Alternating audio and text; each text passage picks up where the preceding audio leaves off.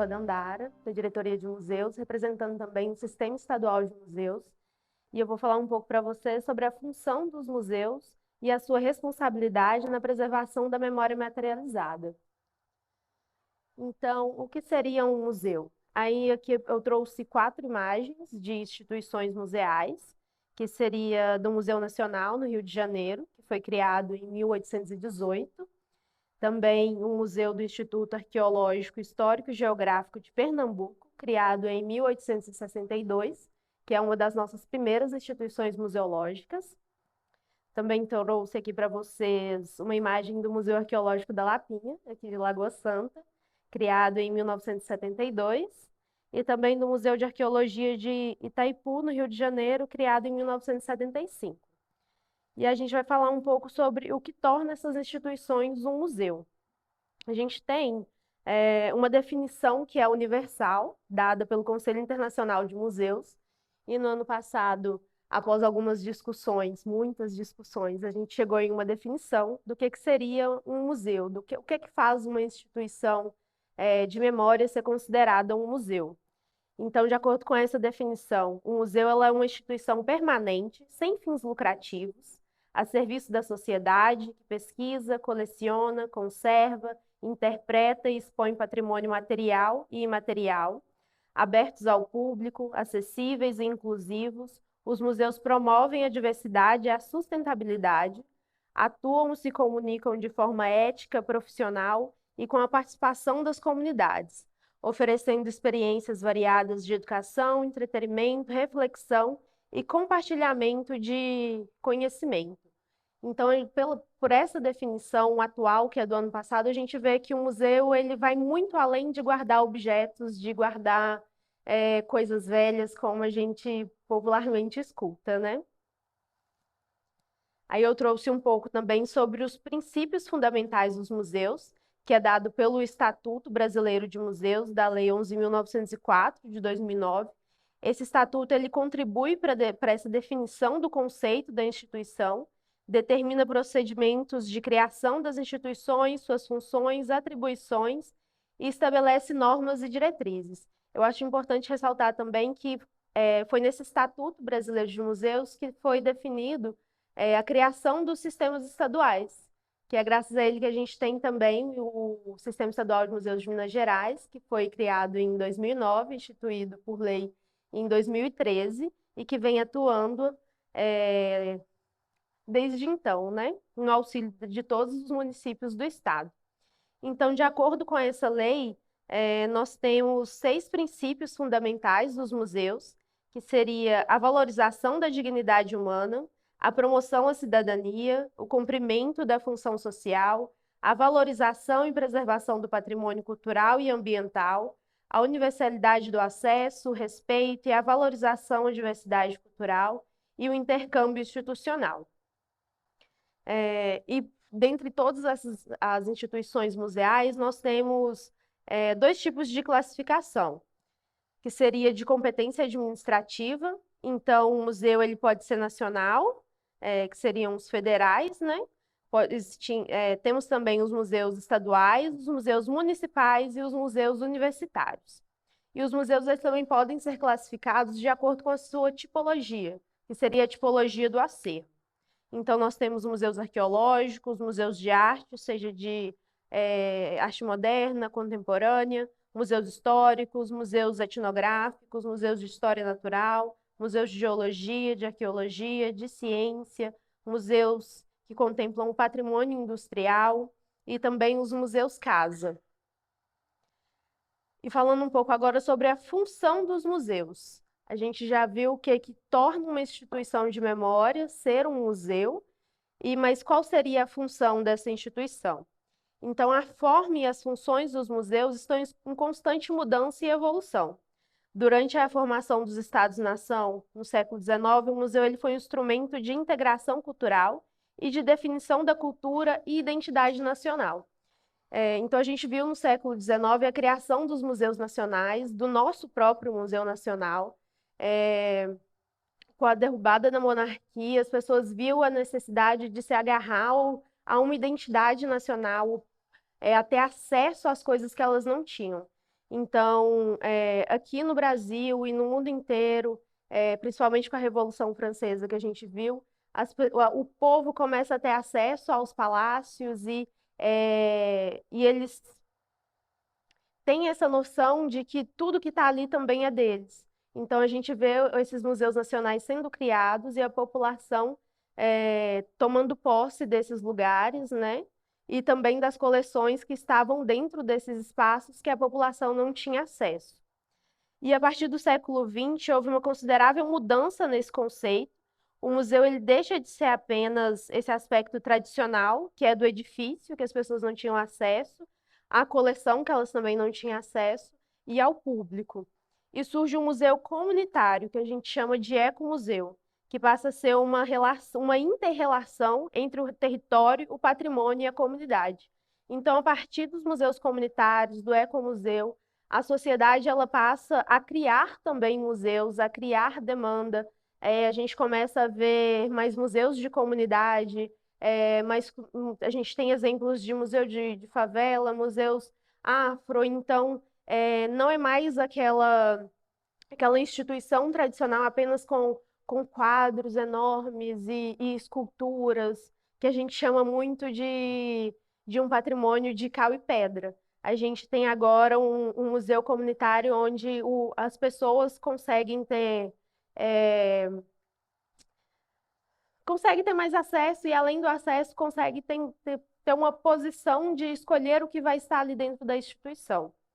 E nessa nova concepção, a gente tem tem uma inter-relação desses conceitos, mas em todas as funções do museu, que ele teve essa mudança agora no século XX, vai continuar mudando de acordo com a sociedade, já que o que está dentro do museu também é um espelho da sociedade, a gente sempre vai ter três conceitos principais, que são as três funções principais da instituição, que é preservar, pesquisar e comunicar, ou seja, expor isso, né? Então, o museu ele pega um acervo, tem toda uma política de acervo, como que ele vai, assim como o arquivo, toda instituição museal ela tem que ter uma política de acervo para o recolhimento desses objetos, o que que vai ficar dentro da instituição e o que pode ser descartado. Nos casos de, por exemplo, tenho mais de 3 objetos iguais, por exemplo, né? E aí ela escolhe o que que ela vai preservar, pesquisa sobre aquilo, porque o museu ele também não é só apenas a guarda de objetos. Todo objeto ele tem uma memória imaterial por trás daquilo, então tem toda uma história, pode ser vindo de uma família, pode contar a história de um município, então não é apenas o objeto. Aí tem essa pesquisa e a comunicação, que é quando a pesquisa e o objeto preservado se unem para chegar até as pessoas, para ter a exposição com o conceito escolhido através da pesquisa. E aí eu trouxe também um pouco sobre as atividades do museu, e essas atividades aqui descritas são atividades relacionadas ao público. Mas as atividades internas do museu também tem documentação, a pesquisa que eu acabei de falar, tem os processos de conservação e restauro. Mas eu elenquei essas três atividades aqui que são públicas, né? Que envolvem o público.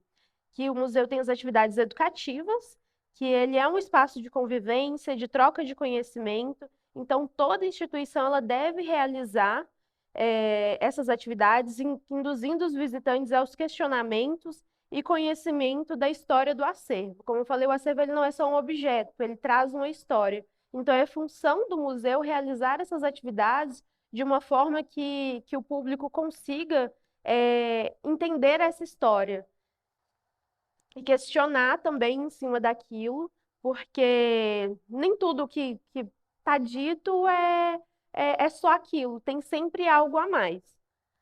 Aí eu trouxe também um pouco sobre a educação patrimonial, que é promover o reconhecimento e a valorização dos bens culturais e das pessoas que formam o patrimônio cultural, imaterial e material. É a partir dessa educação patrimonial que a população ela vai reconhecer os seus pontos de memória. É a partir dali que vai ser formada essa identidade cultural, que as pessoas vão reconhecer, por exemplo, que uma praça com um monumento é dela, que aquilo faz parte da história dela, da família dela, do município dela. E uma última atividade, uma das mais importantes do museu, seria a pesquisa do acervo, que é uma das principais atividades, como eu disse, é um dos principais conceitos, né?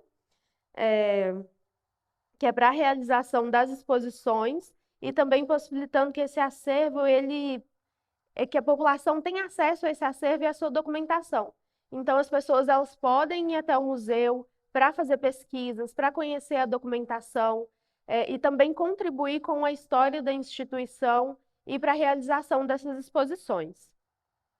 Mas, com tudo isso, qual seria a importância do museu, então, para a sociedade? Além disso, né? O museu, ele é uma instituição feita por pessoas e para pessoas. Ele busca garantir a continuidade da memória de um povo, preservando objetos, monumentos, locais que rememoram e trazem sentido às vivências do passado. Então, preservar esses objetos é preservar as memórias de um povo e um tempo para gerações futuras. Então, o que o museu faz é preservar a memória das pessoas. A gente tem museus de histórias, museus municipais, museus nacionais, e cada um deles, no seu campo, está ali preservando a memória daquilo. A memória daquelas pode ser a memória de um país, a memória de um município, a memória da criação de alguns objetos, e isso também é para as gerações futuras. Então, a gente é, pega alguma coisa que é muito importante e que tem que ser memorado e conhecido pelas outras gerações, então isso está dentro do museu. E essa é a importância dele também para a sociedade. Aí eu coloquei aqui mais uma frase, que é o acervo, que é do Mário Chagas, que o acervo de um museu ele é composto pelos problemas e questões da comunidade que lhe dá vida. Depois que a gente teve essa nova formulação dos museus comunitários, a gente também está tendo esses acervos, né, que são compostos por essas questões que a própria comunidade traz. A gente tem em Belo Horizonte um museu muito bacana chamado Muquifo, que é o Museu dos Quilombos e Favelas Urbanos, que o acervo dele é todo composto por objetos que a população da comunidade trouxe. Então, essas pessoas. Inaugurado o museu e feito esse convite para a sociedade, as pessoas doaram o acervo. Então, a gente tem, dentro desse espaço, brinquedos, objetos utilitários, e todos eles trazem as histórias de vida dessa pessoa. Então, isso que o Mário Chagas fala é que o acervo do museu ele é composto por essas questões e pelas necessidades, da população também. Eu trouxe mais uma frase aqui da Márcia Santana, que preservar as memórias de fatos, pessoas ou ideias por meio de construtos que as comemoram, narram e representam é uma prática que diz respeito a todas as sociedades. É importante a gente lembrar também que a prática de preservação não é uma coisa atual. A gente não iniciou a história dos museus preservando quadros e estátuas, né? E essa coisa da pedra e do qual a gente não começou a história dos museus preservando essa arte erudita. Todas as sociedades vêm preservando o que é importante para elas, o que elas têm como sagrado. É, a gente vê muito nos museus de arqueologia a preservação de alguns utilitários, que eles eram desenhados, que eles eram para decoração, e a população daquela época ela viu que era importante preservar aquilo para utilizar, mesmo se fosse para utilização menos da família, né? Que a gente tem essa noção de patrimônio que é o que vem do pai, que é o que está ali de patrimônio mesmo, né?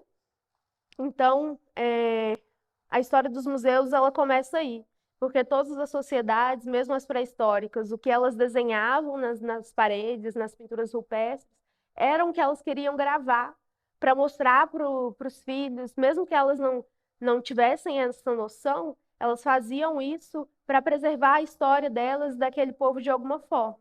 E agora a gente consegue fazer pesquisa sobre aquilo e entender melhor e também refletir aquela realidade na nossa realidade atual. Aí eu coloquei aqui para a gente sobre memória material e imaterial, já que eu vim falando sobre que o que está no museu vai além da materialidade dos objetos, que, de acordo com a Constituição Federal de 1988, nos artigos 215 e 216, foi ampliada a noção de patrimônio cultural ao reconhecer a existência dos bens culturais de natureza material e imaterial. Então, o Estado ele deve preservar o patrimônio em parceria com a sociedade, e uma dessas formas é a preservação do museu. E eu queria terminar aqui, então, a apresentação com uma frase maravilhosa da historiadora Emília Viotti, que é que um povo sem memória é um povo sem história, e um povo sem história está fadado a cometer no presente e no futuro os mesmos erros do passado. Obrigada.